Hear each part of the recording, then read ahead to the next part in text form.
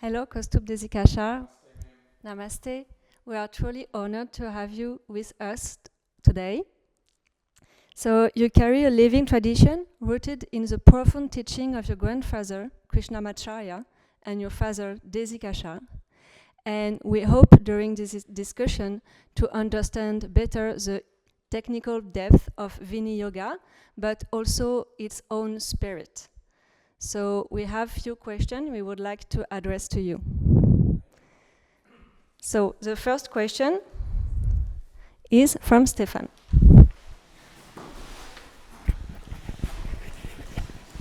So again, Mathieu, since this will be edited, I can make some aparté. I'm going to ask a question about the spiritual lineage, because after it will be more practical, modern, and useful for common people. But because we are together and it's a subject we already started with Kaustubji, could you please elaborate for us a little bit on the Nathamuni experience with the tamarin tree and how Yoga Rahasya was revived also by your grandfather, and of course in connection with your lineage? Whatever you want to share. Which version you want, the short version or the long version? I like the long version. This is the question. Version. I have the book though, but I like the long version. If you, whatever version you like. Thank you for this question. So Nathamuni is our ancestor, family ancestor, who's like a great-great-great-grandfather. And he lived in the 800s, so the 9th century. And he composed a few wonderful texts, of which Yoga Rahasya is one of them. And the grandson of Nathamuni was called Yamunacharya. And Nathamuni was getting quite old, and he wanted to pass on the tradition to his grandson, because his son Ishwara Muni was not the same, caliber of Nathamuni and of Yamuna. But Yamuna was a very young boy at that time. So Nathamuni divided the teachings and shared different things to different students of his, and told them that they all should teach Yamuna when he comes in search of that. So, in a certain way, Yamuna was supposed to meet this man called Kurugai Kavalappan, who was supposed to teach him the Yoga Rahasya. And Nathamuni passed on, and so Yamuna was still a young boy or young teenager or whatever, and when he heard about all this, he started to learn with the other teachers some things. But then when he went to meet this man, Kurugai Kavalappan, he passed on. He had already died. So Yamuna came late to meet this man, and therefore Yoga Rahasya was kind of lost in history for many years. And it's very interesting because the story of its revival is very similar to a revival story that Nathamuni himself did. So in the Nathamuni, when he was around 60 years old, he was a late, late bloomer. He was hearing some people reciting certain verses, 10 verses in Tamil, which were very devotional towards Vishnu Narayana. And it was moving him so much that he said, where do I learn this? I've never heard this before.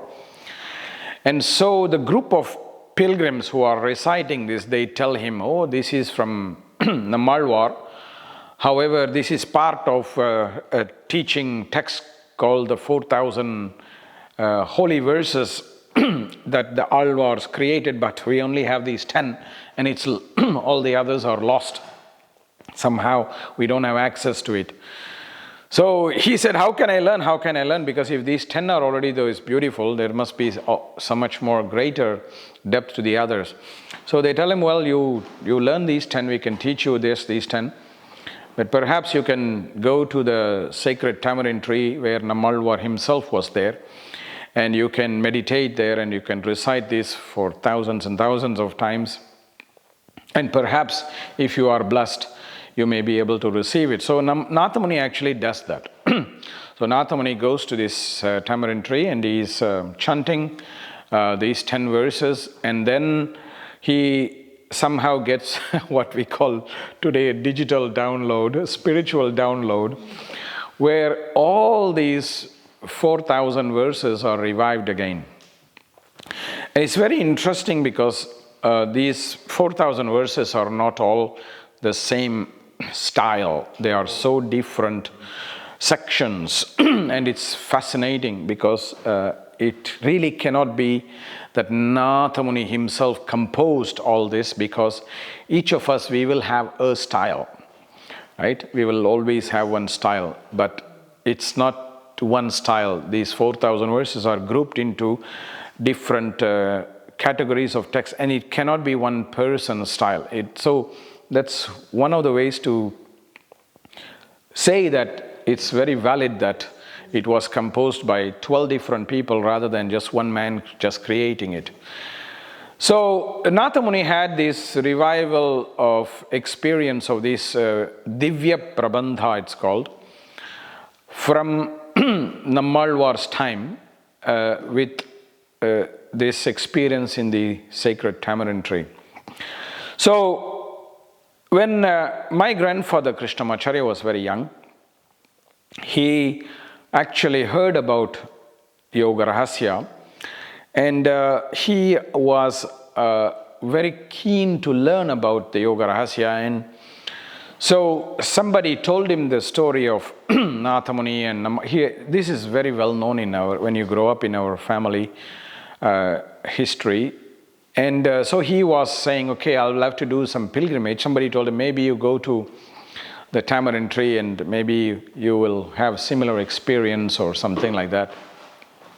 And I'm very sure he's not the only person who has gone there for searching for such experiences. And so he goes there, and when he goes there to this holy village called Alvar Tirunagari, he comes there as a 16-year-old boy, and when he is coming there, he is about to enter the temple.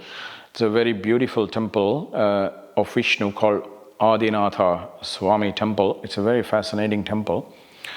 And as he is entering, somebody is asking him, an old man is asking him, where are you going? Why are you in such a rush? He says, well, I'm going to see the God here, and I also want to meditate in the tamarind tree. And so he tells him the story. So the old man tells him, who is just waiting at the door of the temple, he tells him, hey, you come all this way, you must be a bit dirty, so go wash yourself in the holy tamarind tree, holy Tamaraparani river. That's a river just next door to the temple. And then he says, then you go to the temple, because then you are more clean, then you enter the temple more clean. So Krishnamacharya goes to the temple, to the Tamaraparani river to wash himself. And when he comes out, he kind of has a modern day we will call blackout. But perhaps it's like a trance or something. He just collapses, and he suddenly in this state, he finds himself in a mango grove that is there, and then there is an older person there, and he goes and approaches him, and this man teaches him the Yoga Rahasya. And then from that experience he wakes up, and then he realizes, well, this is like a digital download that happened.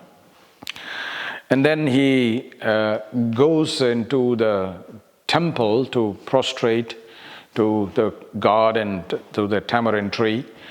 And when he comes out, he wants to thank the older man who was waiting, who had told him to go to that river to wash. And so he goes searching for him, and that man is no more there to be found in this village. And it's very easy to find that man in that village because it is a very small village.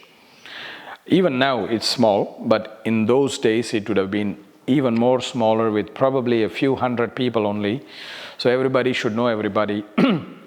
But then he can't find him, and then he doesn't know what to do. So he's reflecting, and then he has this vision that this old man was exactly the old man who was under the mangrove reciting the Yoga Rahasya. So in a certain way, Nathamuni himself reappeared for this experience, and that's why it's so special, this place.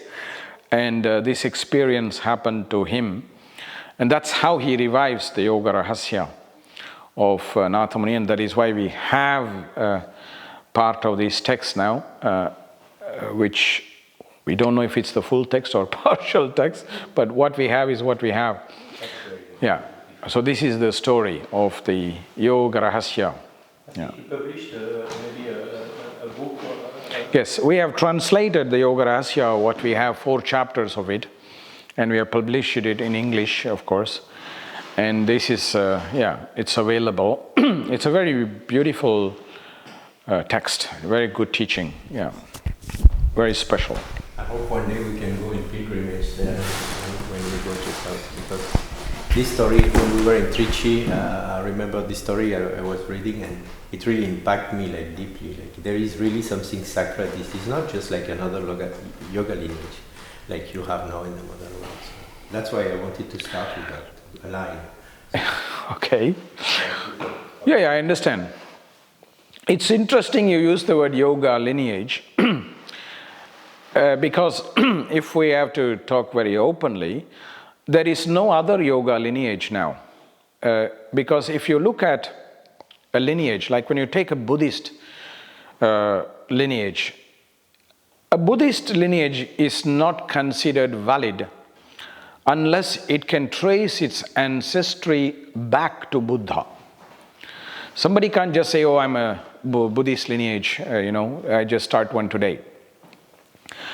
And that's the unique thing about our sampradaya, which is there is no tradition that actually can trace its lineage back to Patanjali himself, but except this tradition. And this is because Nathamuni is very unknown for one thing.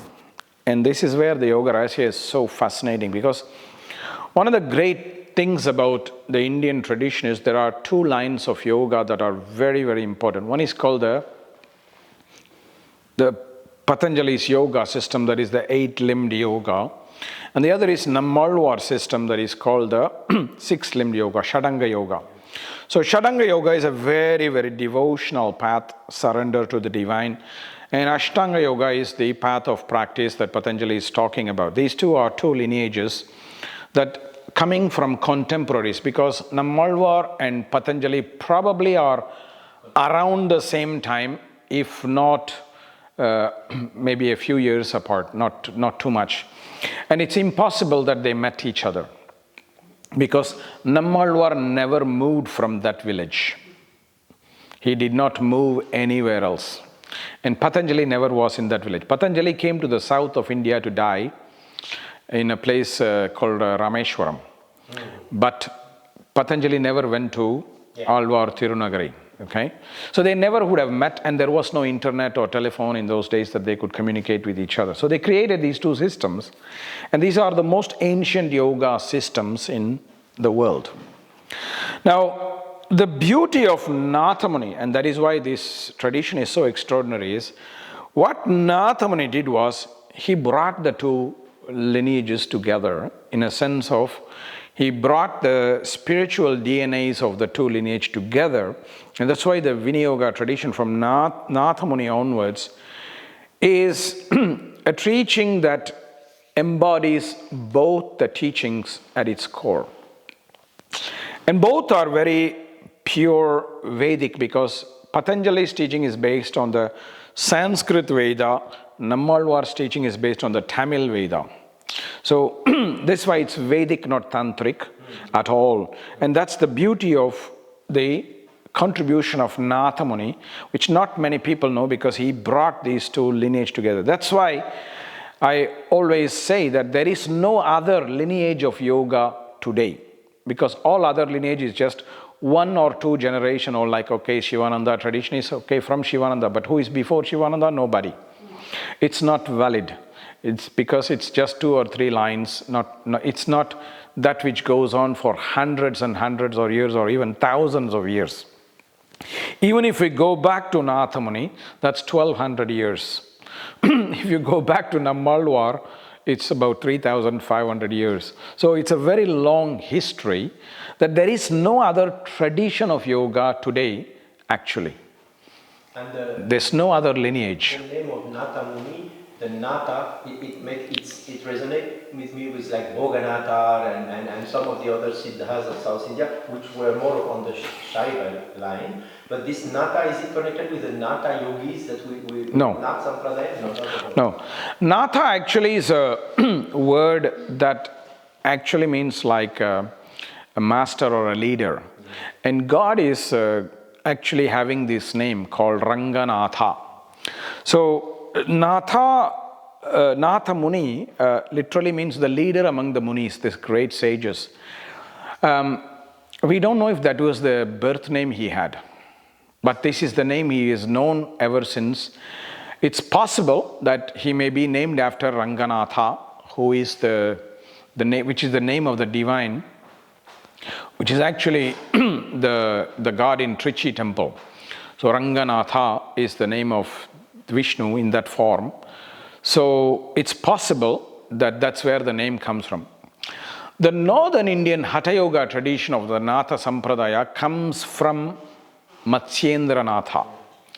So again, he was called Natha because he was leader of the Shaiva Hatha Yoga tradition. So the Natha is, there's layers of meaning. One just means that you are the master or the leader. And so that's probably why the word Natha is used. But there is no connection between the two. There is no connection. Yeah. Okay, thank you. I wanted to ask you why putting mantra into pranayama?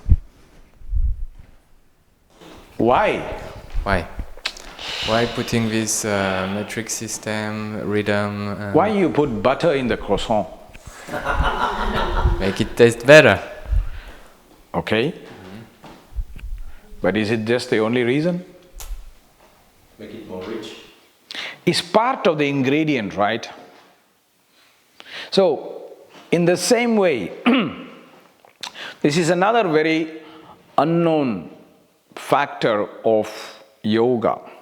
Patanjali's yoga, because it comes from Vedic line, it's a Vedic darshana, is always samantraka. So what are we working on in yoga, essentially? In yoga, what is it that we are working on? We are working with prana. Okay? Whether you're doing asana, whether you're doing pranayama, whether you're doing dhyana, whatever it is, we are working on the prana of our body and of things around us. Now, there's no way you can work with prana without mantra. In the Vedic Sampradaya, mantra is the way through which you are working with prana. If you remove mantra from pranayama, it's not pranayama, it's an exercise of breathing. If you remove mantra from asana, it's no more an asana, it's just a posture. So, this is very unknown fact, because in the Patanjali's time, mantra was a foundation for spiritual practice. It's like if I have to tell you today, oh, call me. I don't have to tell you, call me with a phone. You know, if you have to call me, you have to use a phone, right? It's unspoken understanding. So, In the same way, when Patanjali's time, when they said do pranayama, do asana, it was unspoken rule that it meant with mantra. It was a very essential part of it because mantra is the way through which we are influencing prana. Prana is like an energy. Who is the energy source ultimately? Is the sun. Who gives the sun the energy? God. Paramatma, the divine. Because the sun, the divine is within the sun. So that's another misnomer a lot of people have. Many people think that the Gayatri mantra is for the sun. It's not. Savitri. No. Gayatri mantra is for the divine. Tat. Savituhu Varenyam. Tat is masculine. It represents the divine, not sun. Okay? It's called Gayatri because of the metric, not because it is to Gayatri. Gayatri mantra is for the divine who is within the sun. Arka Mandala Madhyastam Surya Koti Samaprabham Brahmadi Deva Padabjam Naumi Narayanam Ramasakham. So in the same way that prana is not coming from the sun but from the divine. How did divine create prana? By mantra. When the divine said, let there be prana, there was prana. It's what you have in Bible as well, right? There God said, let there be light. God said, it's a mantra. So mantra is the way you manifest prana. So without mantra, there is no prana. Therefore, in all yoga tools of Patanjali's yoga, prana is understood. But we don't have it in the modern era because as time passed in history, mantras were not taught to everybody.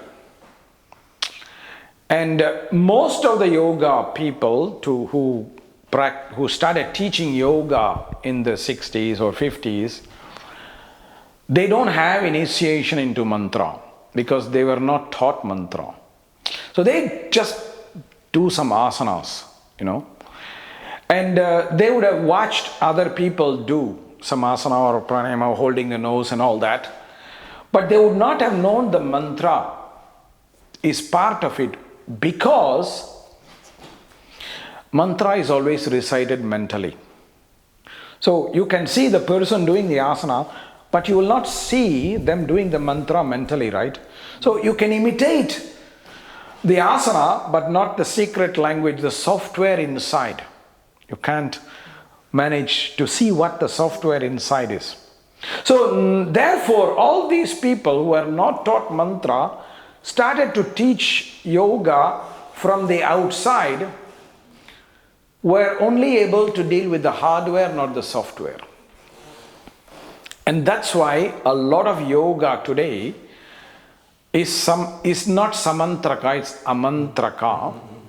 And mantras were not really taught to everybody as history progressed for various reasons. That's another complete black hole, black box that we can open. Or what do you say? Pandora's box. Yeah. In the Yoga Rahasya mention also about that specific aspect, like Sagarbha pranayama. Yes. That is, the Garbha means like the seed. Sagarbha means pregnant, with pregnant.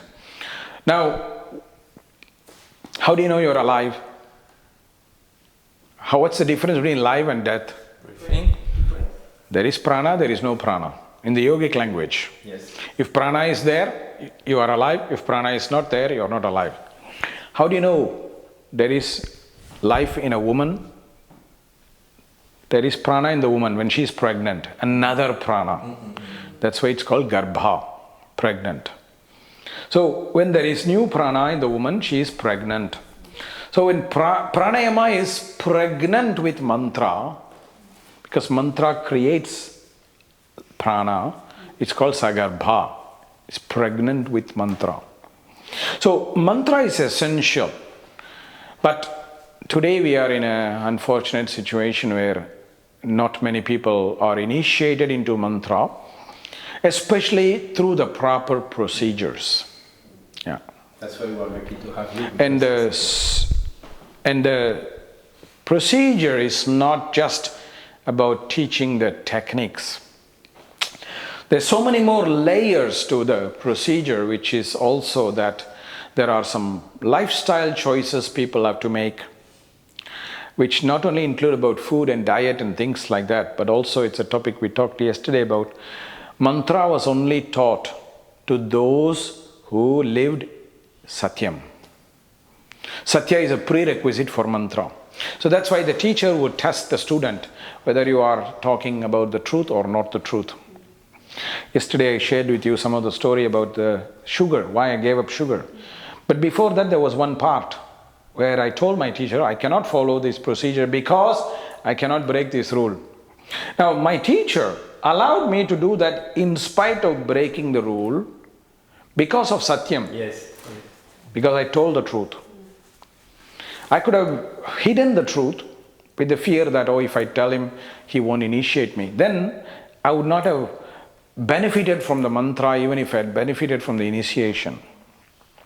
So Satyam is a prerequisite. Certain diet, lifestyle choices are prerequisites. Certain things we have to do. So it's something like that. Plus, mantra has to be initiated only by somebody who is initiated by a mantra, who is initiated. It's what is called an acharya. An acharya is the initiator of a mantra. So there's so many nuances to this that a lot of people don't. You can now Google the mantra and just start chanting the mantra. It's very easy.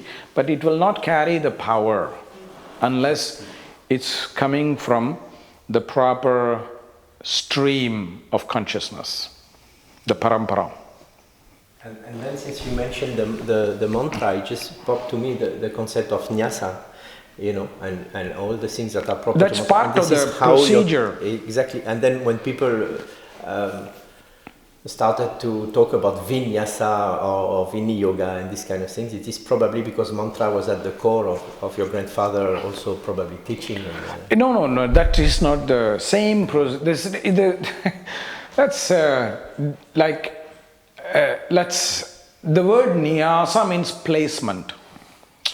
So vinyasa means a special arrangement, like you arrange the group here like this, an altar like this. That's a vinyasa, a procedure, an arrangement. So the word has many different meanings. It comes from the root nyasati, to place. To place. Vinyasa. Nyasanam means to place. So the nyasa that we are doing in mantra is we are placing the parts of the mantra in different parts of our body. So it's a placement. The same with the word sannyasa. A sannyasa comes from the same root nyasa, to place. The word means to place ourselves at the feet of God. Nice. So we can't take parts of the word and cut it and paste it in different contexts.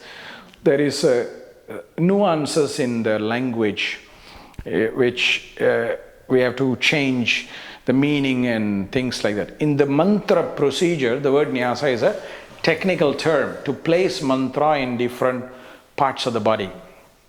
Karanyasa, I think, and then the body. We have many.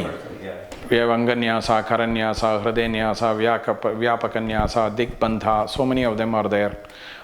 All the mantras have their own different set of these procedures with different mantras. So mantra study itself is a big theme. Yeah.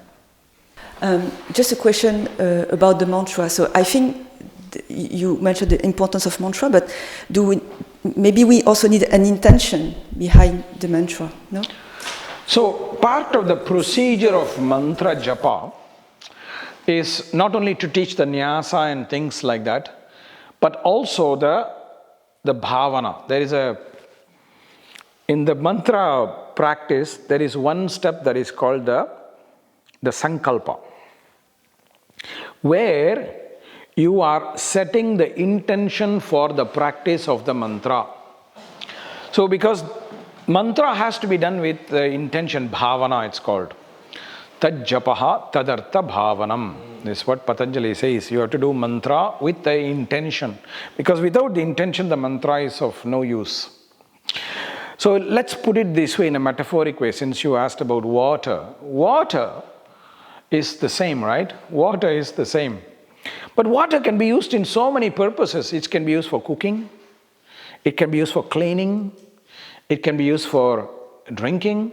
It can be used to water plants to bring life, right? So the purpose of the water is different.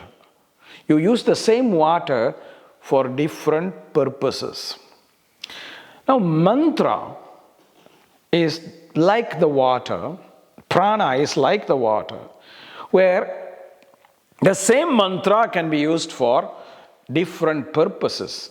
What purpose you will need with that mantra may be very different from what purpose somebody else will need. So, the Acharya will teach you the bhavana with the mantra as part of the mantra practice as well. That is what you have to do it in the Sankalpa, which has got its own mudra, and you do that with the mudra, and you say, this is the purpose for which I am practicing this mantra, or I am offering this mantra. Sankalpa is related to the purpose and bhava to the mindset No, Sankalpa is where you are establishing.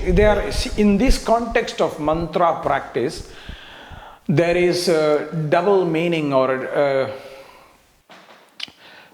not double meaning, but more than one interpretation part to this process. So the Sankalpa has three parts. One part is bhavana. Okay. One part is taking permission, because mantra does not belong to you or me. So we are saying in the Sankalpa, God, with your permission, may I please use this mantra for this purpose, bhavana. Okay? So there is purpose, bhavana. And the third part, I commit. I commit to do this practice because once you start, you cannot stop. Yes. It's like a commitment of a relationship, right? When you say, I commit to you, it's not like one day I commit, one day I don't. One day I commit, one day. That's not a commitment. Because the benefit of mantra may or may not come in one day. I mean, you cannot predict. Just because I do Gayatri mantra 24 times today, I cannot guarantee that when I finish the 24 times, suddenly my purpose will be realized. So I am committing that I am going to do this every day. I'm not going to start, stop, start, stop, start, stop. Because we are also telling in that way to God, God, I'm making a promise to you. Sankalpa is also having the meaning of the word that is used in marriage, vow. It's French word, V-O-W in French. Same word? Yeah. Huh? See, you are copying English. So, we make a vow to God that I am committing to this practice. And this is very, very important because there is not one mantra only. Just like there is not only one man in this world, there are many men. Once you say to this man or woman, I commit to you, suddenly all the temptations will come, all the different man and woman who are more attractive, more wonderful will come, right? As a temptation to test us. But what do? We stay with our commitment. The same way God will test us. Suddenly you will start hearing about different mantra which have different benefit. Oh, somebody will tell you, but I do this mantra. Oh, I know this mantra. I know that. I know this. But God is saying, hey, are you committing? Are you committing to this mantra? Then I give you serious benefit. Otherwise, if you can't commit, then you don't have faith. So Sankalpa has three different parts. In Sanskrit, are they named? This Bhava is one, and then the commitment part of the Sankalpa. The Commitment is called Sankalpa. Okay, that is okay. Sankalpa you said has three The three parts. categories, like a bhava, and then permission, and then Sankalpa. Ajna, permission. Ajna. Then, not same as Ajna Chakra. Okay. So, but there is similar concept. Then there is Artha or Bhavana, the purpose, and then there is the Sankalpa, the vow. But all together are also called Sankalpa. I see. Okay. So, nice. Good yeah. precision. And the word Sankalpa comes from the word Kalpa, to create. Same as the word Vikalpa, to create. So, Kalpana is the creation, act of creation. That's why a sculpture is called Kalpa Shastra, the science of sculpture, because you create something with the stone, Kalpa. So that's the three parts, which is the Artha will be taught by the Acharya as well, saying do this for this, because for you, you need this. For you, you need this. For you, you need this. So it may be the same mantra for different purposes, just like the water example. Or it could be different mantras, but the same purpose. You may be taught different mantra, but the same purpose. Because what you need and what somebody else needs are different. Or which avenue. Somebody will need water, somebody will need sparkling water. Right? The same way one mantra or the other. Huh? There is a lot of complexity we discover and nuance in the application. That's why I said this is a very, very big theme. It's a very big theme. Yeah. And there's so many layers to this. Yeah. Yesterday we talked about alignment, and you put it in relation with Satya. Can you elaborate on the deeper meaning of what is to be aligned and how to align? What is this alignment? Okay. So Sathyam. Satya is a concept presented in not only Yoga Sutra but in all the Vedic tradition. It's a prerequisite for spiritual practice. And a sage, what's the name for a sage in Sanskrit? A rishi. How is a rishi defined? Rishayaha Satya Vachasaha. A person who lives by the truth. A rishi is somebody who lives by the truth. So what's Satyam? Satya is presented in a very simple formula. There are two formulas I can give you. Yan manasa dhyayati tad vacha vadati tad karmana karoti. What you feel is what you say, is what you do. Okay? What you feel is what you say, is what you do. So there's an alignment of the three: feeling, words and action. That's what is the alignment. So yogis were not talking about the alignment of hands and legs and things like that. That is basically ridiculous. It's joke. The yogis were talking about alignment of your words, your feelings and actions, for which feelings are first. Because if you don't know what you feel, how the hell are you going to say what you feel? Right? So it's feeling, then words and then action, or feelings and then action and then words. It doesn't matter, but feelings are first. There's a subtle spiritual meaning for this as well. The energy of Satya is elevating, right? So if it comes from your heart to your mouth, the energy is moving upward. If it comes from your heart and you are doing it through your actions, which is symbolized by hands, the indriya of action is considered hands, it's still upward. And that's why if you do what you think and if you speak what you think from here, it's downward. So what comes from your head to your mouth and arms, it's not Satyam, it's downward energy. That's intellectual diarrhea. It's not the truth. What comes from your feeling, that's why we need to start learning how to feel. In the modern era, we are taught how to think, not how to feel. That's the biggest obstacle. So the first part is to go deep in our heart. So that's one of the definition of Satya. Another one is Manasyekam Vachasyekam. What's in your mind, in your heart mind, and what you say, they are one and the same. They are not different. So what you feel and what you say, they are same. They are eka means one, they are not two. Like, how do you know two people are aligned? When they are in the same path. When they are going in different paths, they are not aligned. They take the same path, they are aligned.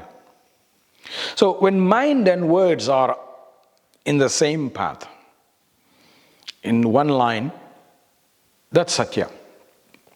And mind, as I say yesterday, is not thinking. In Vedic language, mind is always in the heart. This Yoga Rahasya says the sthana of mind, the place of the mind, the indriyas, the consciousness, and the divine is in the heart. That's the home of all these. So we don't have the thinking in brain part too much. This is not what we are talking about. What you feel, that's why feeling is what we need to teach. That's where alignment starts. And we should not be afraid to feel. Because feeling does not mean only good feelings. Sometimes you feel bad, like when somebody dies, you will feel grief. When something bad happens, you will feel anger. That's also a feeling. All those are essential. We cannot ignore some feelings and only be friends with some other feelings. That's not right. That's not Satya. Satya is to accept things as it is, not as how we want or what we want. Oh, that's why you spoke about reality yesterday. In that spirit, you were defining reality versus idealism, for example. Yes. Yeah. And that's also where the idea of rhythm and Satyam comes. Rhythm is how we see things. We are afraid to see things as they are. We are always seeing things how we want to see. If you like somebody, you want to see only the good thing in them. You avoid seeing the bad things. Like, very simple example, if those who have children, the school teachers will say something bad about the child. You're like, what? My child? No way. Because we don't see, we have a blind spot for our own children. Because we don't want to see our children in the bad light. That's not Rhythm. Rhythm is to see as it is. Satyam is communicating as it is. So Satyam and Rhythm are hand in hand, because Satyam is not only to say and act, but also to see, because that's also an action. Perception is an action. Hearing is an action, right? If somebody is telling you a truth, you have to hear it. You can't avoid it because you don't like it. You run away from the truth. Very often people run away from the truth because they don't like it. That's part of the problem. Ritam is also in action as a perception of how we see the truth, while Satyam is also in action somehow because we express what we perceive. So if I have to put it in another way, Ritam is more related with what we call the Jnanendriyas, the senses of perception, and Satyam is connected more to the sense of Karmendriyas, the senses of actions. Interesting. Yeah. Very interesting. Okay. That's why all the Upanishads, they talk about both Ritam and Satyam. Ritam madishyami, Satyam madishyami. So it is said that stress is a 21st century disease, and it affects our body through the cortisol, it affects our nervous system, and we wondered, according to you, how your yoga and the tradition can help us with this modern disease. How does it work on it? So before I answer the question, there is one correction I would like to make. Stress is not a modern disease at all. Stress is a modern name for an ancient disease. In Ayurveda, we already talk about the stress. We call it prakopa. And there are different types of stress. There is a vata prakopa, pitta prakopa, kapha prakopa. Stress that aggravates the vata, stress that aggravates the pitta, stress that aggravates the kapha. There is all these three, types of. So stress is not modern problem at all. If we think that it's a modern problem, then we are basically not in Satya.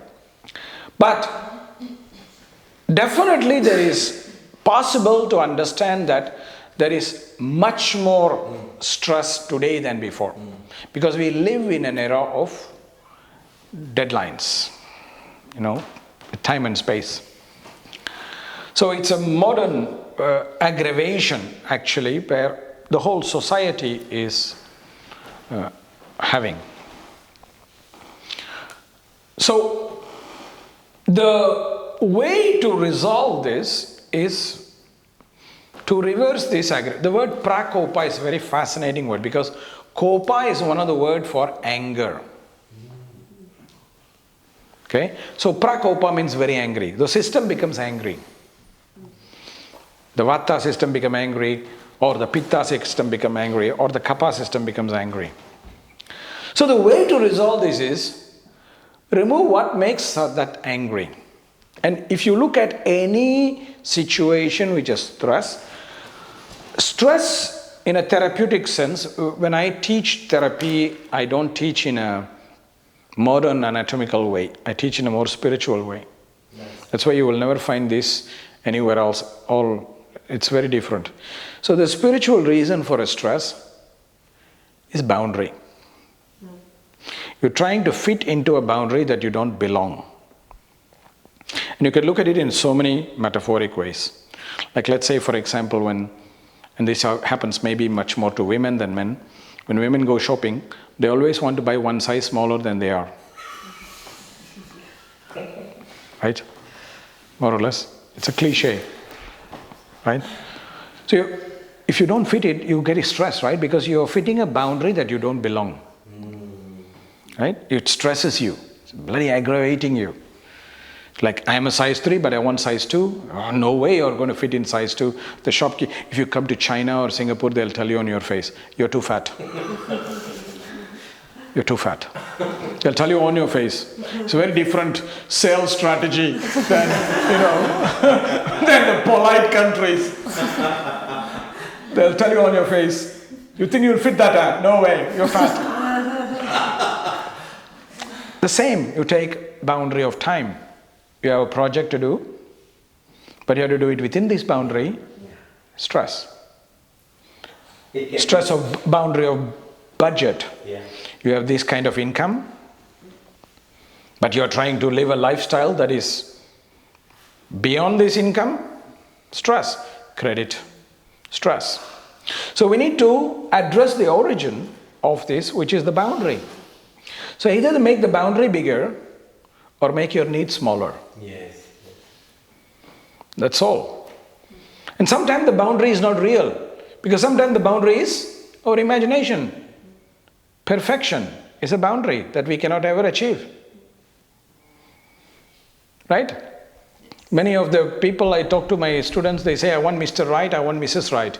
I say, there is no Mr. Right or Mrs. Right. There is only Mr. or Mrs. Right now. Right? And this is the problem. Sometimes the boundary comes from our own imagination or expectation. It's not even reality. People project, like there are certain milestones you have to reach at this age. You have to have a house by 50, you have to have a car by 50, you have to have 4 children by 50 or 5 children.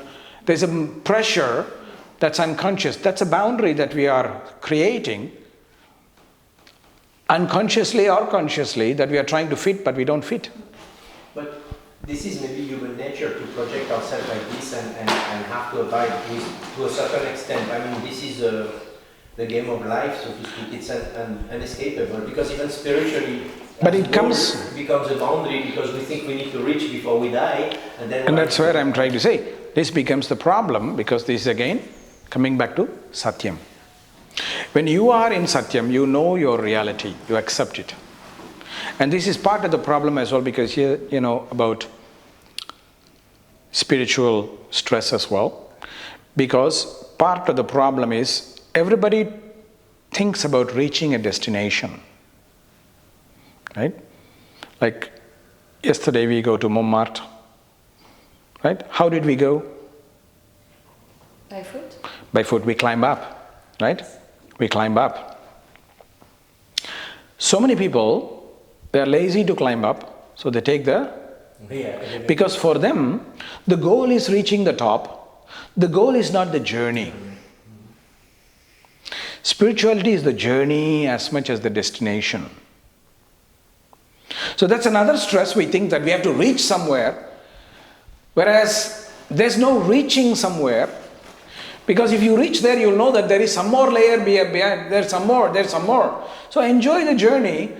Those destinations will come closer and closer to you. That's another way of removing the stress. So that's why Satya is so important in reducing stress as well. Accept the reality. Reality. Yeah. Very profound. But somehow with the Ashtanga Yoga, don't we have a goal like Samadhi? No. Why do we have a goal? As we said yesterday, to get enlightened and not to rebirth. Samadhi is not the goal. Samadhi is a tool. Don't forget, Samadhi is part of the Ashtanga Yoga, which are tools. The goal of yoga is not Samadhi. Samadhi is the means for... No. It's the means for Viveka, which is the tool for liberation. Samadhi is the tool for wisdom, which is the tool for liberation. So Samadhi is not a goal at all in yoga. That's a big mistake. And if you understand the sutras very carefully, which chapter Samadhi is presented in the Ashtanga Yoga? In the Ashtanga Yoga. The eighth. Yeah, which chapter? No, which chapter of the Yoga Sutra? The first Samadhi Pada is the first section. Yes, but the Ashtanga Yoga is presented in the second chapter, right? That's the chapter called? Sadhana. Sadhana, practice, right? But interestingly, Dharana, Dhyanam, Samadhi are not defined in the chapter of practice. They come in the third chapter, which is the chapter of Vibhuti Pada. Siddhi. You can't do Dharana, Dhyanam, Samadhi, they happen. So you can't search for Samadhi. That itself is a misunderstanding. It's like trying to achieve a goal that is not achievable. So Patanjali is so smart, he's saying, hey, do your practice. Samadhi will find you. Don't worry about it. You do your path. You do your first 5 limbs very well. Dharana, Dhyanam and Samadhi will happen. Don't worry about doing. It will happen. So that's where the misunderstanding is also for a lot of people. That's why they become spiritual stress people. People have a lot of, because they think that spirituality is a goal. Enlightenment is not a goal, it's a path. Because Buddha became enlightened. And then what did he do? He didn't die, he started acting on that. So it's still a journey. Even Kaivalyam is not the end. Once you get Kaivalyam, you live differently than before. That's what it means. Yeah? There's something happening after that. What happens, we don't know. We are not there yet. And we don't have to worry about it because we are not there yet. It's like if I start worrying about what will happen when I'm in Brussels, it's no use because I'm here in Paris now, I am not there yet. I worry about it when I go there. So I have to enjoy this year, I should not worry about what will happen next. Same way, this journey. Enjoy the journey, don't worry about the destination of what will it be, how will it be, and how this and how that. Isn't it described maybe also by Patanjali in the obstacle of yoga, as a function of the mind, excessive worry or projection? I forgot the Sanskrit term for it, but like, some of the kleshas basically that are handicapping our mind because our mind is constantly projecting itself and worrying and having this kind of distraction rather than being in the present moment. Yeah, we call it viparyaya, a false understanding of things. So When we have an understanding that Samadhi is the goal or enlightenment is the goal, and that's the end, then we are in viparya, we are in ignorance. Yeah. In your article, Kale and Karma, published in the UK edition of Yoga magazine, you speak of fasting as a mean to conserve energy, support meditation, and purify both body and mind. Could you share with us the specific guidance offered in this topic within the Vini Yoga tradition, as more and more studies are now highlighting the physical effect of fasting? Could you elaborate on it, on its energetical impact from a yogic perspective?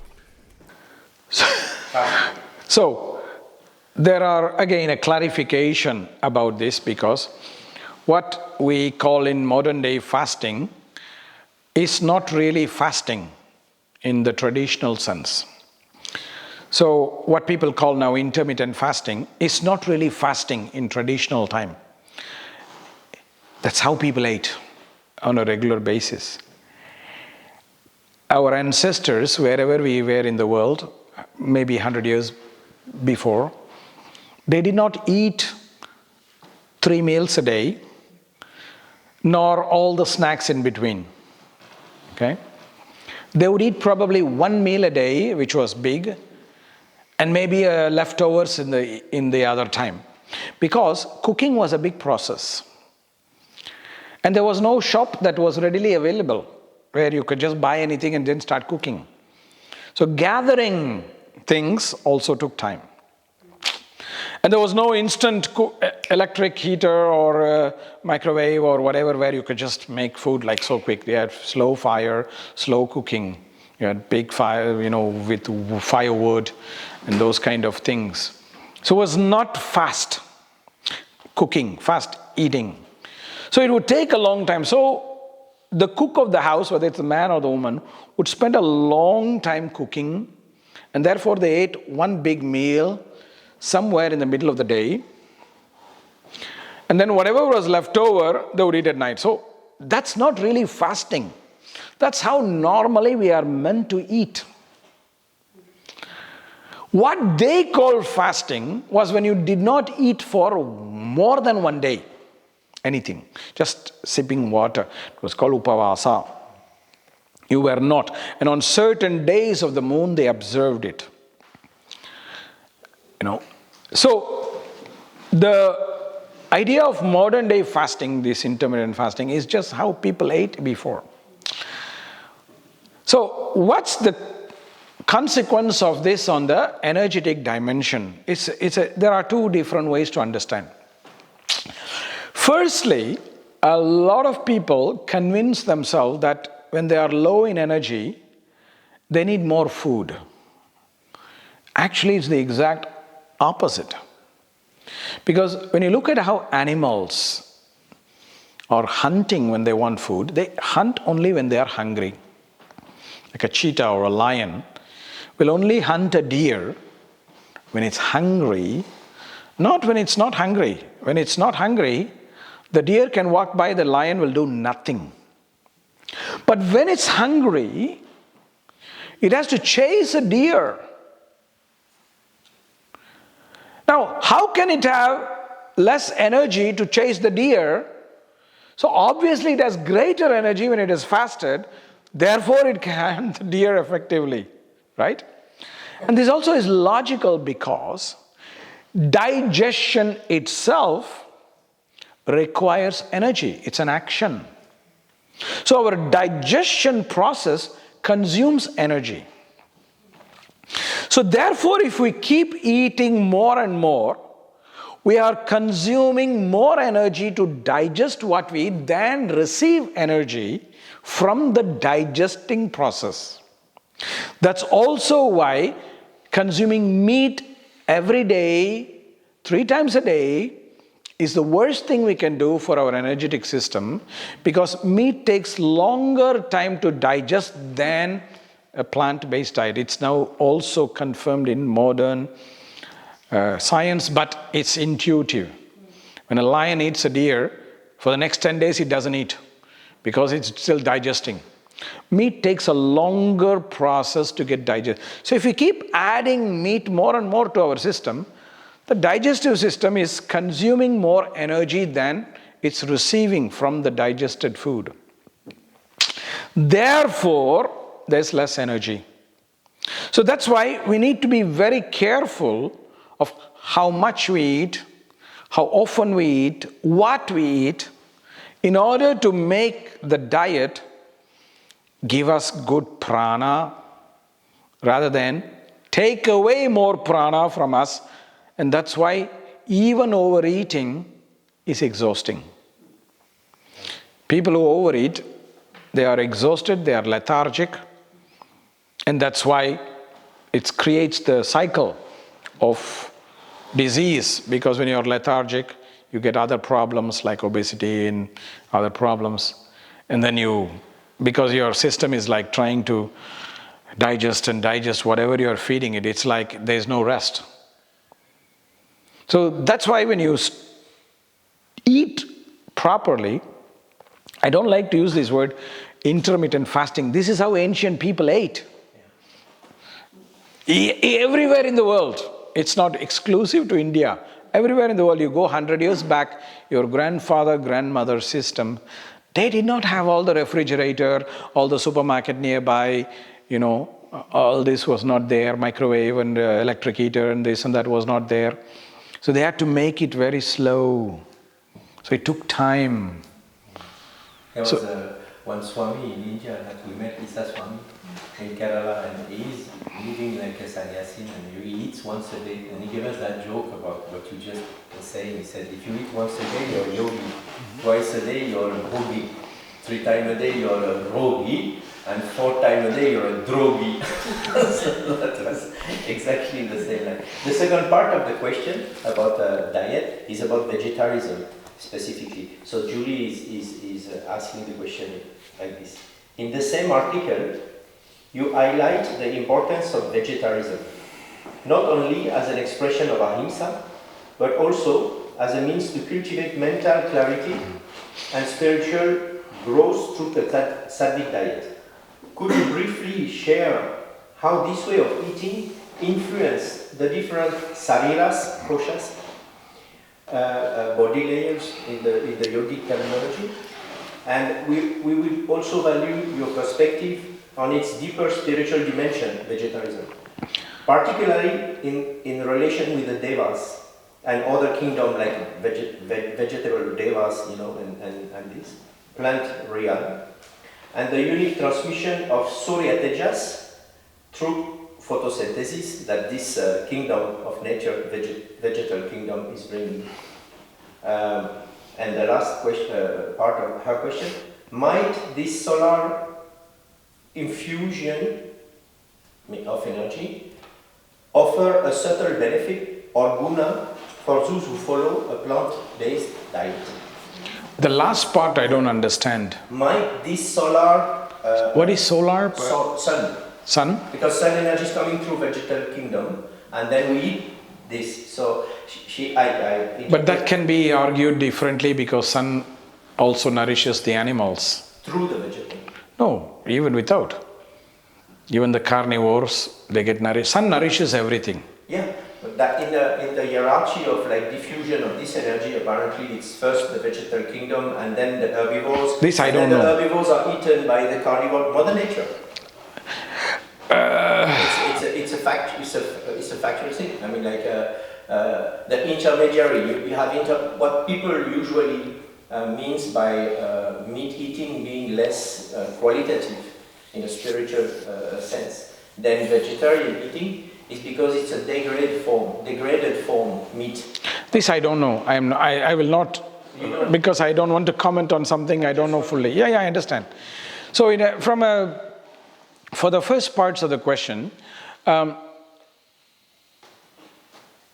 Ayurveda there is a great discussion about this meat eating and things like that, and it's presenting that when you eat meat, it's more promoting rajas and tamas, and therefore sattva is not take in a higher space, because when rajas and tamas become dominant, sattva goes down. So that's one of the reasons why spiritual practitioners in the past, they were not eating meat because they wanted to increase sattva rather than tamas and rajas. On the other hand, there's also another dimension, which is that we always talk about karma being transferred through blood. So any animal that has blood, there's also karmic transmission that happens, and the digestion of that is much more toxic, more difficult than plants which it doesn't have. So that's one part of it. However, there are some exceptions as well. Like things like milk and yogurt and dairy product is allowed because there's no life taken, the concept of ahimsa. There's a discussion about that. So there's different reasons like this where it is presented. And another reason, which I think is very important in spiritual practice or Satvic nature, because we talk about energy, prana, is eating is also a part of the Ashtanga Yoga. It's part of tapas. Right? What you eat is part of tapas. So if all the Ashtanga Yoga is samantraka, eating has to be samantraka. You have to bless the food so that you're charging with some energy in order that it becomes more sattvic. So by reciting mantra to food, we're also charging the food with prana. And this is also because in the Bhagavad Gita, Krishna is saying, you can offer me the following. Phalam patram pushpan toyam. He says you can offer me fruits, vegetables, leaves, and milk, which basically is milk and milk products. Fruits and vegetables are all the things that are plant-based, and water, of course. So in a certain way, when we say that this food is an offering to the divine, we want to follow what Krishna says, what you can offer me. Suppose you tell me, you can give me this as a gift, and I give you something else which you don't like.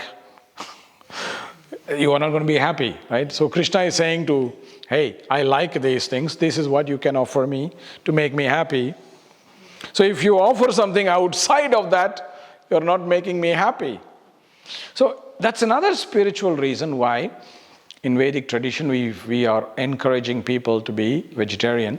But there are so many more dimensions because we talked about mantra practice. For those who want to do mantra practice for spiritual purposes, it's very important that we don't engage in lifestyle activity that reduces sattva. That it promotes sattva is what we need to do. So that's another spiritual reason why rishis were most of the time vegetarian, very rare when they did sacrifice, but that was happening once in many, many years. They were not regularly eating meat. They were actually, many of them were completely vegetarian. You're talking about the horse ritual. Yeah, because that was done for the Kshatriyas. Yeah. So some exception also maybe culturally, like I know some Brahmins even in Bengal, they have some adjustment regarding fish, or Kerala also sometimes, because probably of cultural things, but that doesn't contradict what you say about sattva. That's maybe just a little more rajasic in that. Yeah. I don't know what they did. It could have been some kind of historical incident that would have triggered it. That there may be a time where there would have been a drought of food and vegetables, and therefore they engaged for survival. And then they continued because the taste becomes more... and this is where the other problem comes, because food is sensory engagement. So in a certain way, it's materialistic. So if we eat food as a tapas, we are shifting the process of eating from materialism to a spiritual dimension. So that's why if we eat food as temptation, then we are in the material field. That's why this fasting is so powerful, because then we are mastering our relationship with food as a materialistic process rather than as a spiritual process. So this is another very important, because food is very materialistic. The taste and the enjoyment. Yeah, you have a word, gustation. Or Degustation, yes, taste. So it's materialistic if we do it this way, whereas if we do it in a spiritual way, it becomes a tapas. That's the powerful way. Even a daily activity like eating, which is a daily activity, we can change. And it's also like a very spiritual. I remember that even in the Upanishad, they define even, I think, supreme as what it is not eating and not eaten. And the same way with the Namarwar in the tamarin tree, when Madhura Kavi asked him the first question, is connected with the food also, and Yeah. so it's a very essential part of being alive, basically. The word for food, eating, is called ahara. It's very fascinating because it comes from the root harati, to kill. To kill. So, what does food kill? It kills your hunger. Okay? But if you are not careful, it kills you. Yes. It's a very subtle. Sanskrit is very, very sophisticated. So if you are not careful, it kills you. If you are careful, it kills your hunger. Yeah. I engage in a mantra practice or higher spiritual practices. You have to level up the Satvic in your everyday life, but I have the feeling that in big cities like Paris or any other big cities in the world, having a strictly Satvic life is almost impossible. Even by the air we breathe, with the pollution, with everything, and so is there any compromise? What is the limit, and what are the compromises that can be done? Can we ever do a practice? There are two ways. There are two things I want to say. First of all, when we say that we want to have a Satvic life, it does not mean 100% Sattva. That's impossible. It means a predominance of Sattva. Okay? Secondly, it doesn't matter where you are to have a Satvic dominance. It depends on how you respond to it. My grandfather did not live in the Himalaya. His teacher actually said, come and live in a city. So, if you can't be Satvic in a city life, that means you are not really spiritual. If you are really spiritual, then you don't let your environment control you. Right? So you can be in Himalaya and still be agitated. There can be no people, no distractions, no TV, no internet, but you can still be agitated. Not Satvic. The biggest problem is not outside, it's our own inside struggle. So that's why promotion of Sattva is not only dependent on the external environment. That may be for very low-level practitioners. But as we advance, irrespective of where we are, we should be able to have a capacity where we don't allow our environment to influence us too much. That's why tapo dvandva sahanam, the practice of tapas, is the capacity to help us master the extremes. Too much noise, too little noise, it doesn't matter. Happy, unhappy, it doesn't matter. The extremes, the dualities don't matter anymore. That is tapas. Very delicious food, very non-delicious food, it doesn't matter. Okay, so we'll change the topic a little bit. I wanted to ask you about the development of yoga, since your grandfather, who was a great master, he made yoga accessible to the broad public. about 100 years ago, since he started this mission. And since then, the world changed a lot. So yoga also changed a lot. What is your perspective on this development? On the one side, how did yoga change to adapt to the developments in the world? And on the other side, how did yoga have positive impact on this development of societies? I don't know exactly the answer, because I'm just observing what's happening.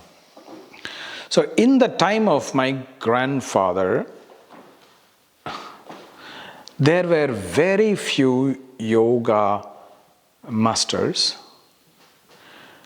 but these masters, they had a great depth of knowledge. Today, 100 years later, we have the opposite situation, where we have millions of people who call themselves yoga masters, but the level of knowledge is very, very shallow. And therefore, I don't know if we are in a better situation or in a worse situation, because for me, quality always is more important than quantity. So, in a certain way, the popularity of yoga has actually been the greatest disadvantage for good yoga. Especially now that in the last 10 years, we have had the World Yoga Day and all that, it's become even more popular. It's actually become worse and worse.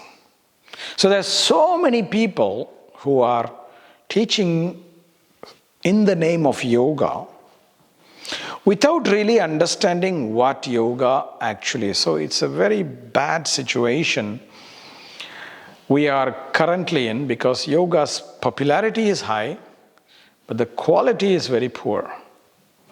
So I don't know which is better, which is worse.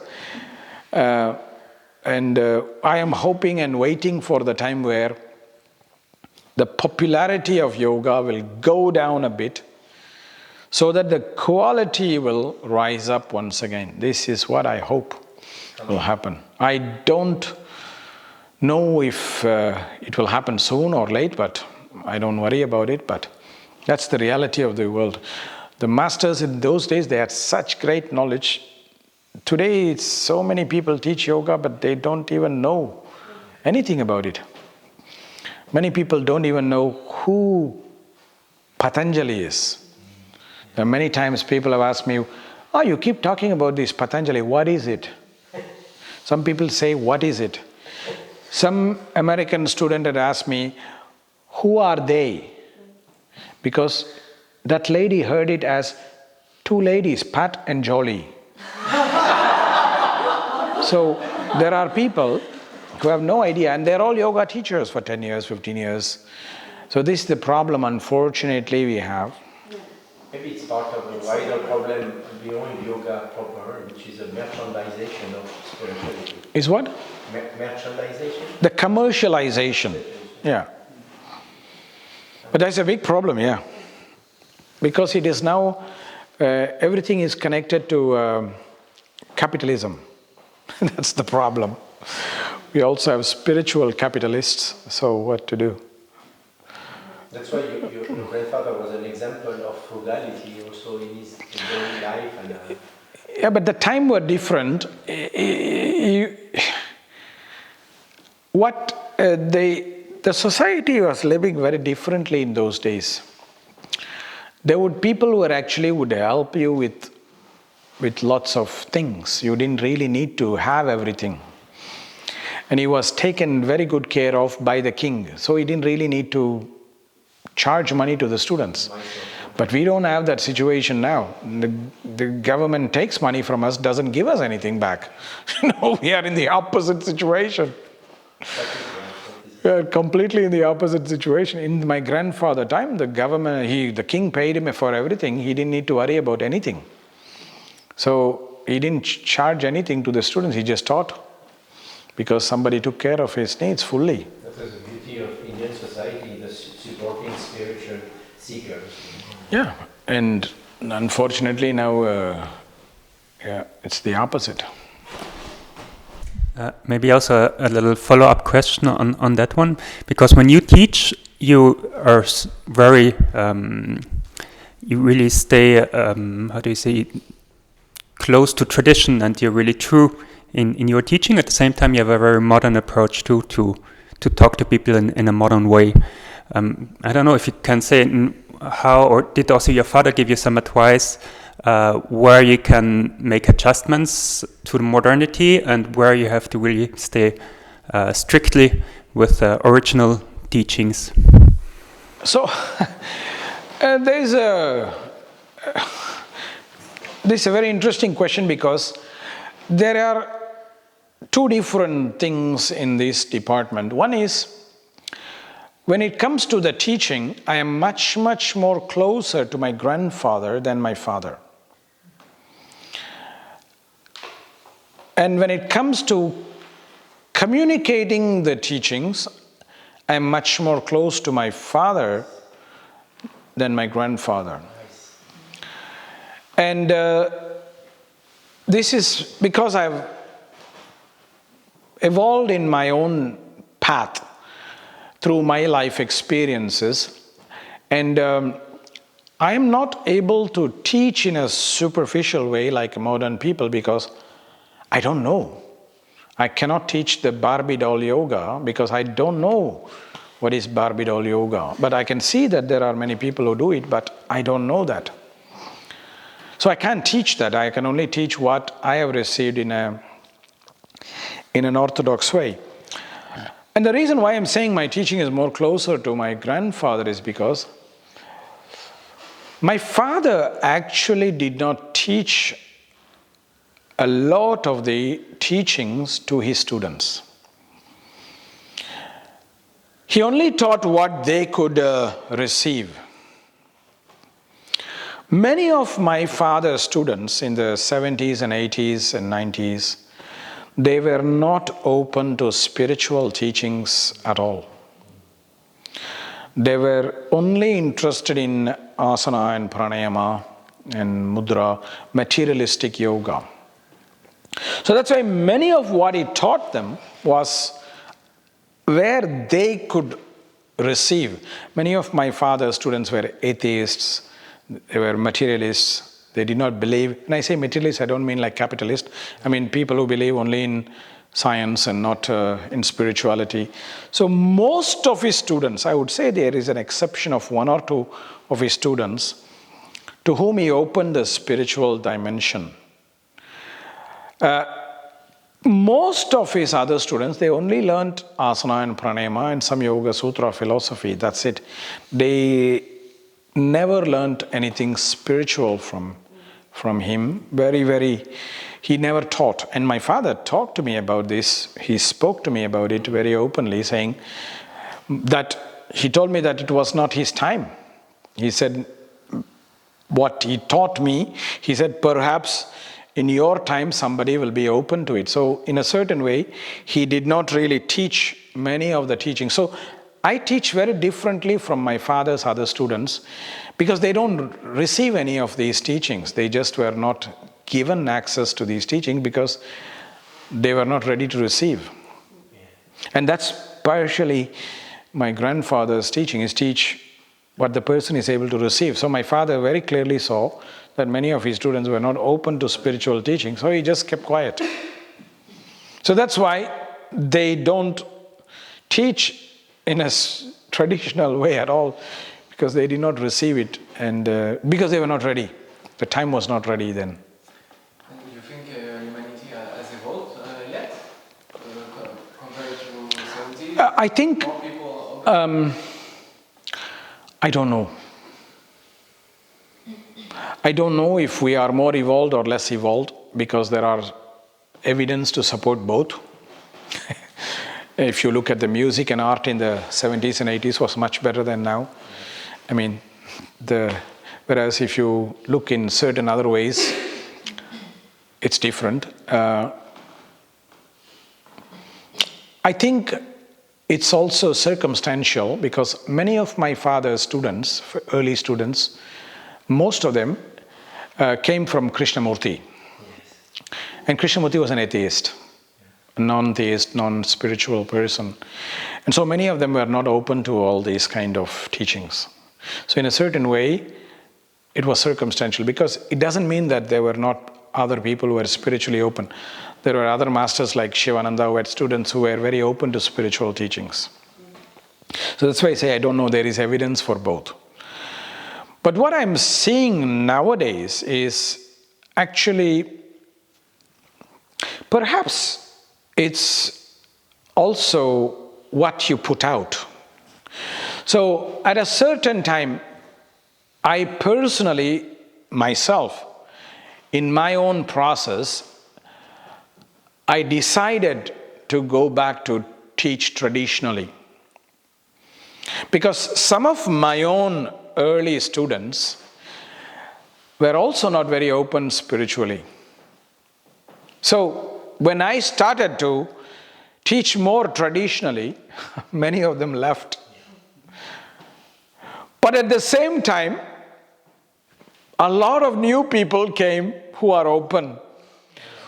So in a certain way, is karmic. What you put out attracts what you draw in. So I don't know if society has evolved or it's just circumstantial, because I'm sure there were spiritual seekers even before, as much as there are material seekers now. But it's just that my experience has been that the more I am standing in my spiritual roots, the more I'm attracting those who are wanting to learn those spiritual roots, spiritual teaching. And I'm not attractive at all to the people who are interested in the Barbie doll yoga. Nobody comes to me saying, can you help me put my leg on top of my shoulders and stand upside down and take an Instagram photo on the waterfall. Nobody like that comes to me. Because I don't attract that. I think maybe also it's in the sense of evolution, maybe not mankind, but I saw that phenomena with martial art also, like consumers, Westerners who have no clue. In those years when the Chinese martial art came and Japanese martial art came, we were attracted by the outside of it, how it looked. Like even any Chinese cook, we would take him for a master because we were into this illusion of beginning, and neophyte. And similarly with the yoga, 20 years after karate and crude martial art become more refined with Tai Chi, energy, Chinese medicine. So there is a taste for qualities that has developed because our relationship, circumstance has evolved.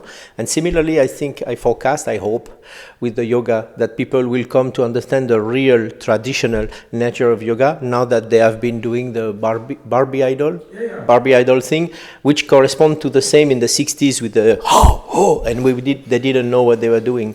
So I think it's a refinement, a new cycle with a refinement of the art, and that probably Kausthub is embodying, carrying in his mission. So there is hope. That means that this will become like more. I hope there is hope.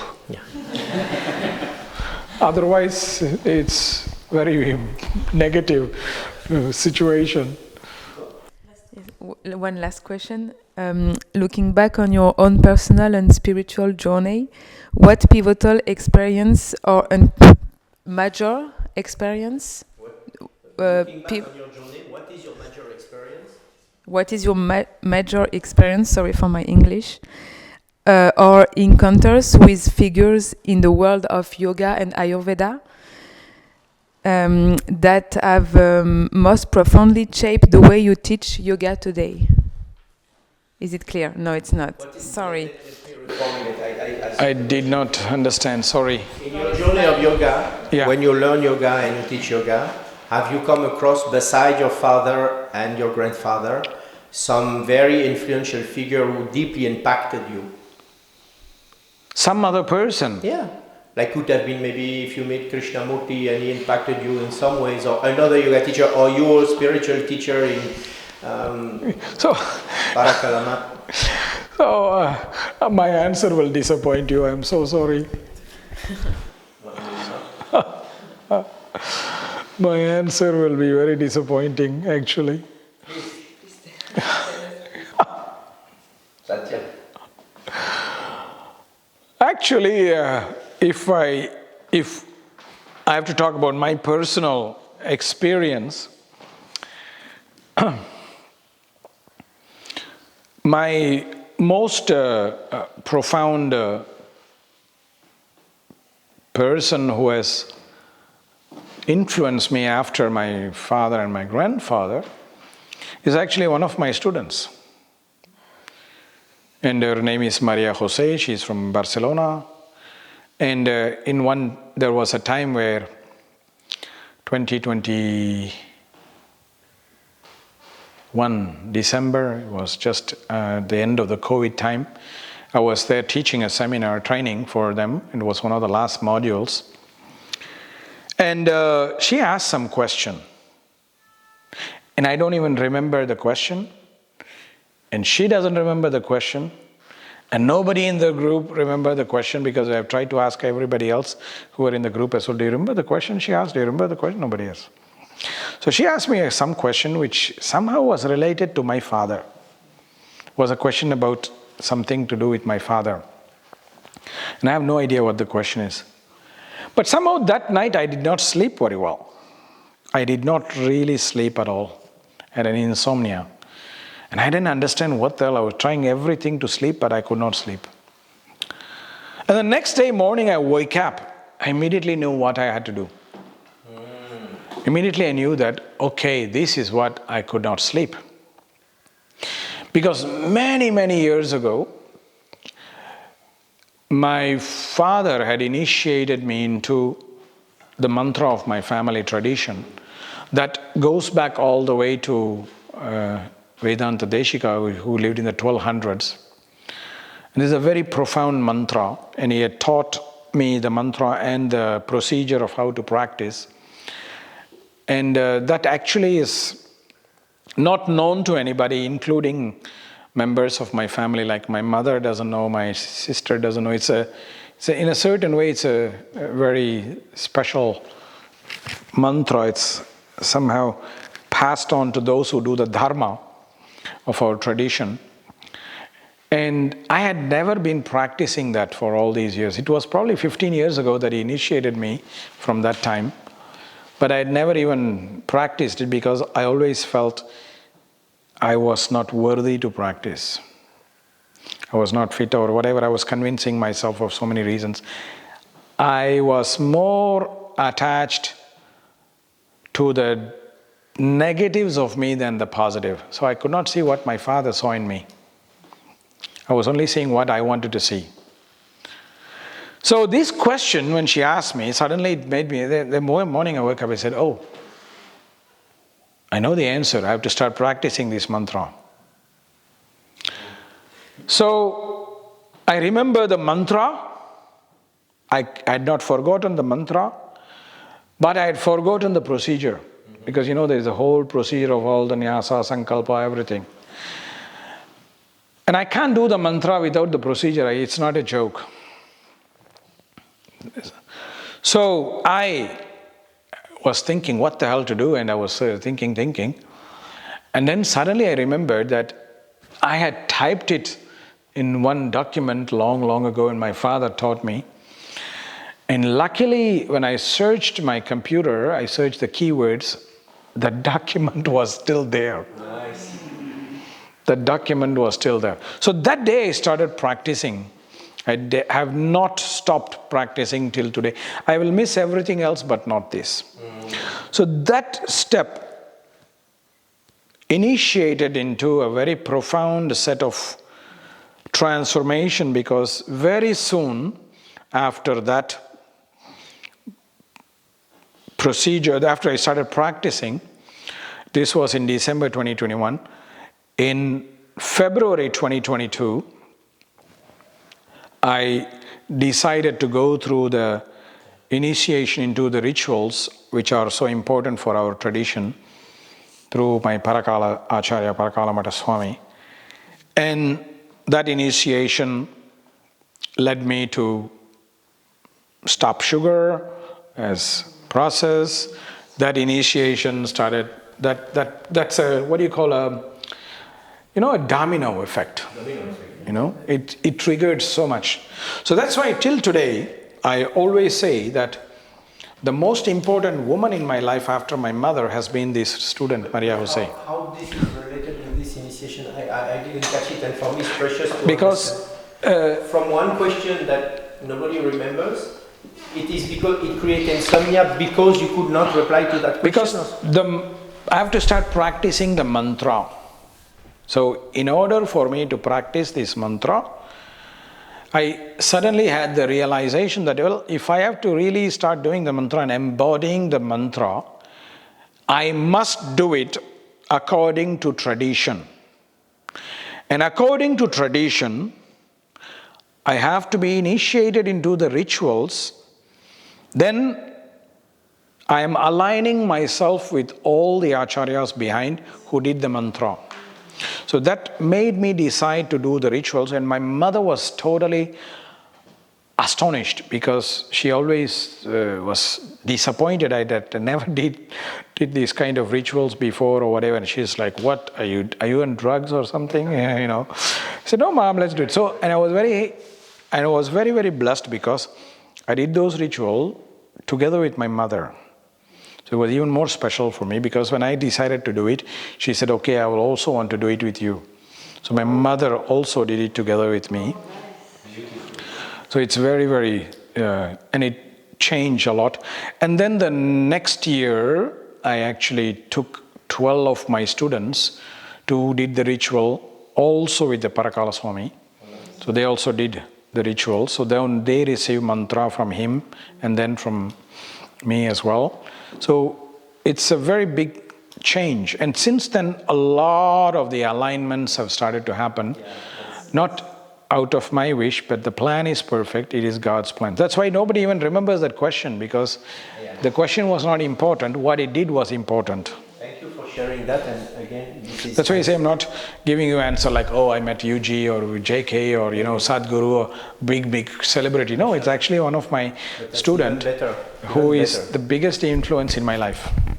Because it triggered that alignment that you're talking, which is in inner and on the subtle level. And I will meet her tomorrow. Oh, yes?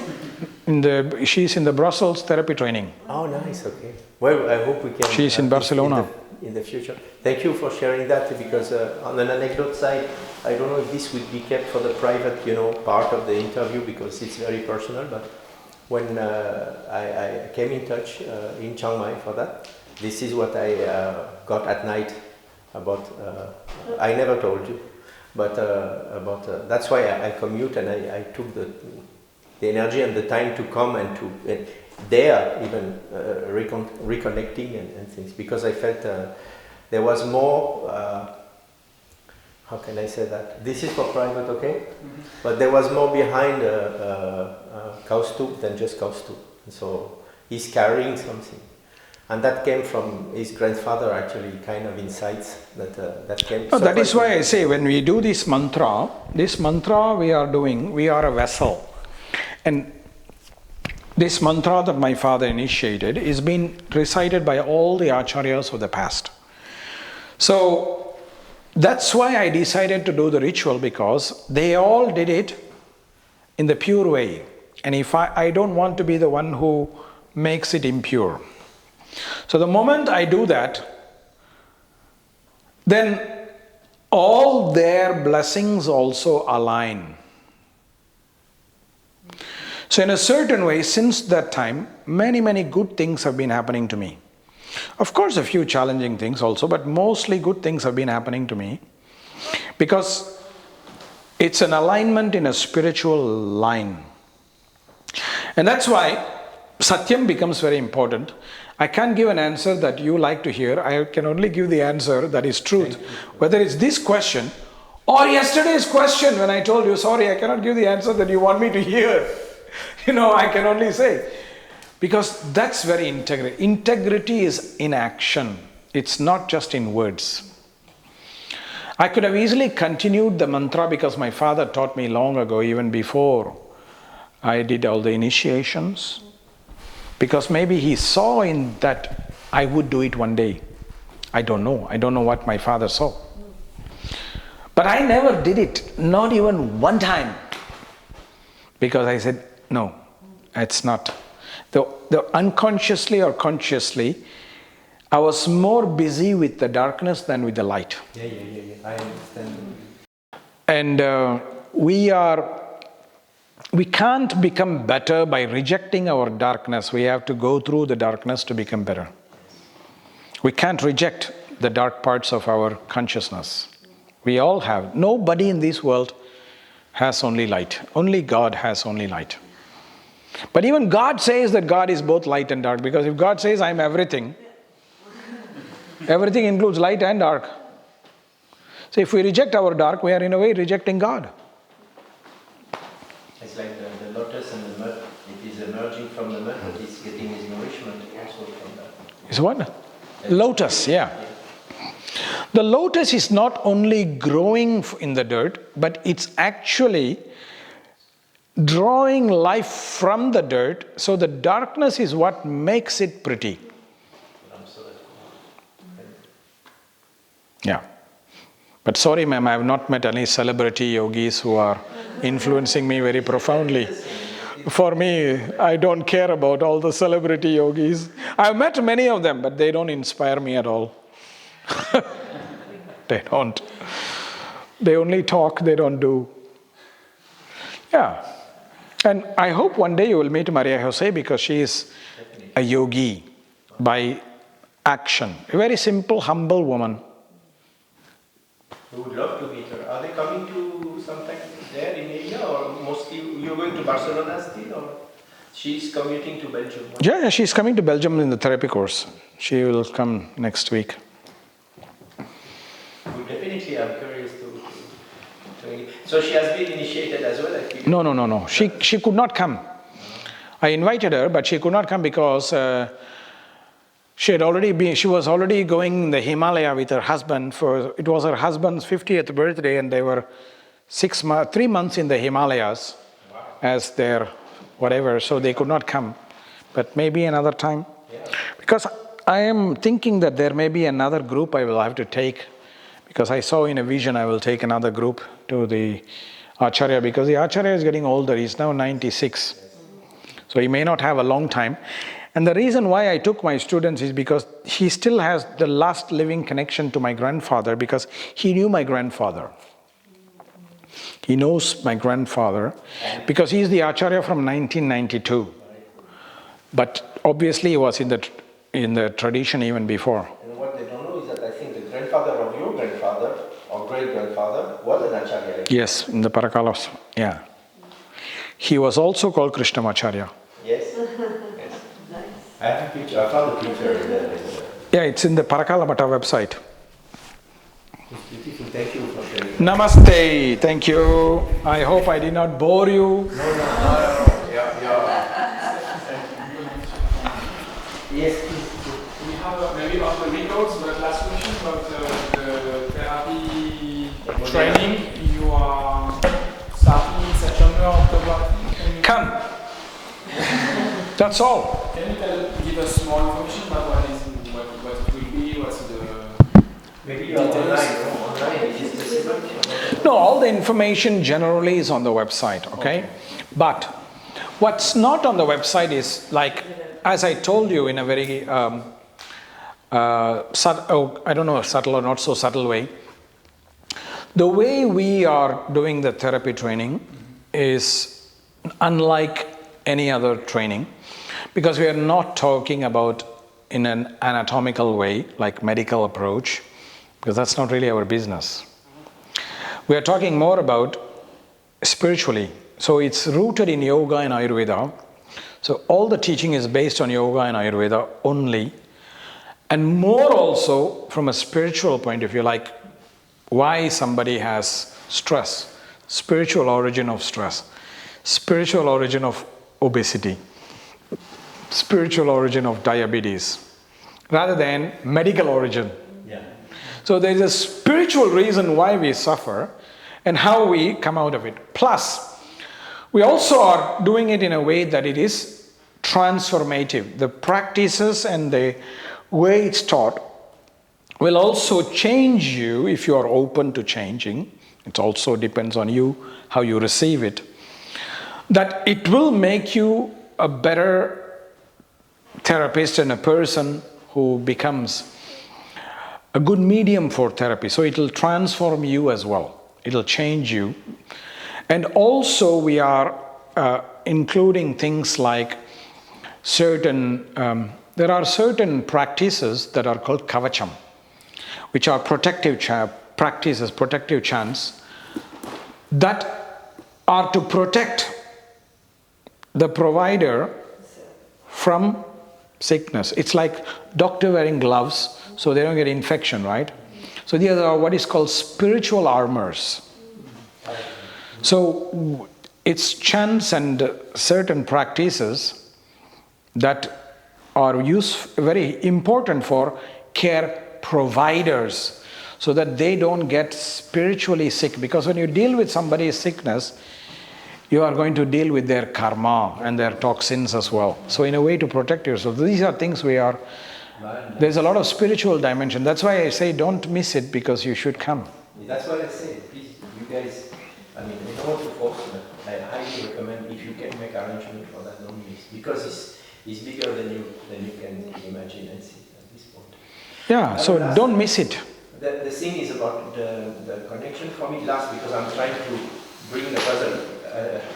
The connection between Nathamuni and Parakalamata. Is there any kind of because one foundation story about your grandfather lineage and connection is the Nathamuni story, among others, and the family connection with the Mat and Parakalamata. So at the time of Nathamuni, there was no Parakalamata. Yeah. So Nathamuni's successor is Yamunacharya. Yamunacharya's successor is Ramanujacharya. And Ramanuja's immediate successor was Parashara Bhatta. But one or two generations later, there was a schism that happened. Yes. Because there were some political things that happened where two groups of people were between the tradition were fighting. And so one master called Vedanta Desikachar, our ancestor as well, he kind of said, well, we need to go back to the pure teachings of Ramanuja. So we should not get involved in politics. So we create what is called the Parakalamata. Okay. So he started the Parakalamata in the late part of his life. And he appointed his student as the first Parakala Swami, his own student. And the tradition is continuing since then. And we now have the Parakala Swami, who is the 36th Acharya in this line. And the Hayagriva shrine that they have in the Parakalamata is the same Hayagriva shrine that Ramanuja himself was worshipping. So it's a very ancient line, thousands of years, 1,000 years, because Ramanuja, it's already over 1,000 years. He was born in 1017, Ramanuja, so it's more than 1,000 years now. So it's a very auspicious place, and it's a very, very good energy in this place, in the Parakalamata. Anybody can visit there. No, but if we go only with you, we will go. But it's because it's like a temple, so everybody can go and get blessing from the temple. But yeah, it makes a difference if you go with somebody you know and somebody you don't know. So Parakalamata is actually started by Vedanta Desikachar, who is the master from the 1200s, who was the student of Ramanuja's students. The line started, Ramanuja actually started the Vishishtadvaita Sampradaya, which is going back to the old way. It's very interesting because Advaita of Shankara is before Ramanuja. Shankara is 800s, Ramanuja is 1000. But Shankara's Advaita is called Navina Vedanta. That means New Vedanta. That is the old tradition. Ramanuja, who came 150 plus years later, or 200 years later, almost, because Shankara 823, Ramanuja 1017. So 200 years later, Ramanuja comes. Ramanuja started Visishta Advaita. That is called Purana Vedanta, that means the old Vedanta, because Ramanuja re-establishes the old path, because Shankara's path, in a modern way to say, is a new age path. You know, it's, Advaita is new age. So that's Very why it's... And there is also connection between Ramanuja, Yamunacharya, Nathamuni and Namalva, because they also proceed, I mean Ramanujacharya also proceed. Yeah. Ramanujacharya? Proceed from that line from... No, Nammalvar is what we call the first ancestor of the tradition. Yes. So the teaching of Ramanuja is based on Nammalvar teaching. That's why I said Nathamuni, who is above Ramanuja, yes, above Yamuna, yes, is Nathamuni. Yes. Nathamuni brought together Nammalvar and Patanjali and the Vedic line, in a way, the South Indian Veda and the North Indian Veda. So Ramanuja's teaching is very essentially binding to Nammalvar's teaching, which is a teaching of great devotion and love to God. It's called prapatti, surrender to God. Yes. That's why one of the rituals we do is called bharanyasa. Nyasa, the word bharanyasa, which basically literally means we place the weight at the feet of the God. We place all our weight, our baggage at the feet of God. And as you said, as such, like even Surya Namaskar that has been democratized as yoga, it is part of this lineage with a complex practice of mantra and salutation. And Surya Namaskara is with mantra, because the mantra which is used in the Surya Namaskara is actually called Surya Namaskara mantra. So that's why it's called Surya Namaskara. If you do the same sequence with moon mantra, it becomes moon namaskara. If you do it with water mantra, it becomes water namaskara. The procedure is not the Surya Namaskara, it's the mantra. That's part of the problem why most modern people don't know this as well. yes, I saw some rare video of some Brahmins doing in the Ramanujacharya line, Surya Namaskara as a ritual, and of course there is the prosternation, but it's much more complex. They even have mudras and things, and so many things. No, it's mantra we have to recite, the Surya Namaskara mantrani. 12 mantras are there. Thank you for this. Namaste. Namaste, thank you very much. Sorry to bore you, madam. I saw you sleeping. Actually, it's very devotional. I know, joking. It's a personal joke.